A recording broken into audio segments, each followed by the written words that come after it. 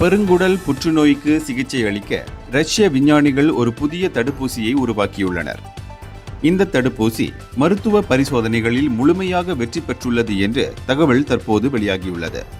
ரஷ்யாவின் FMBA அமைப்பின் தலைவர் வெரோனிகா ஸ்கோர்பாட்ஸ்கோவா இத்தகவலை வெளியிட்டுள்ளார். தடுப்பூசி தற்போது பயன்பாட்டிற்கு தயாராக உள்ளது என்றும் அதிகாரப்பூர்வ ஒப்புதலுக்காக காத்திருப்பதாகவும் அவர் தெரிவித்துள்ளார். இந்த தடுப்பூசிக்கான பணிகள் பல ஆண்டுகளாக நடந்து வருவதாகவே அவர் தெரிவித்துள்ளார்.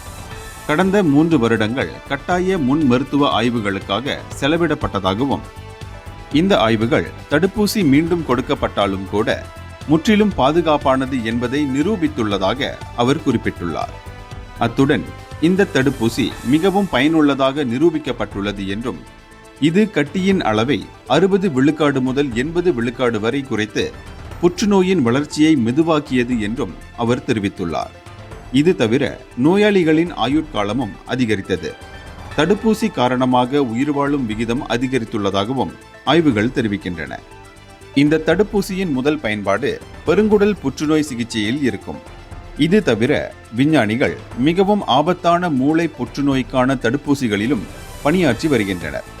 இந்த திட்டங்கள் முன்னேறிய நிலையில் உள்ளதாகவும் எதிர்காலத்தில் இவை பெரும் வெற்றியை பெறும் என்ற நம்பிக்கை இருப்பதாகவும் அவர் தெரிவித்துள்ளார்.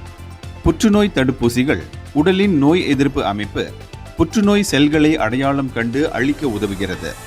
சில தடுப்பூசிகள் புற்றுநோய்க்கு சிகிச்சை அளிக்கின்றன, மேலும் சில தடுப்புக்காக பயன்படுகின்றன.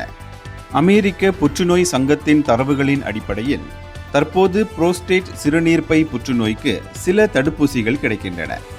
ஆனால் பெருங்குடல் புற்றுநோய்க்கான இந்த ரஷ்ய தடுப்பூசி ஒரு பெரிய சாதனையாகவே பார்க்கப்படுகிறது.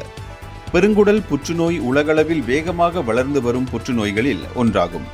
இந்த தடுப்பூசி உத்தியோகபூர்வ அங்கீகாரத்தை பெற்று பரவலாக கிடைத்தால் அது மில்லியன் கணக்கான உயிர்களை காப்பாற்றும் என்றே விஞ்ஞானிகள் கூறுகின்றனர்.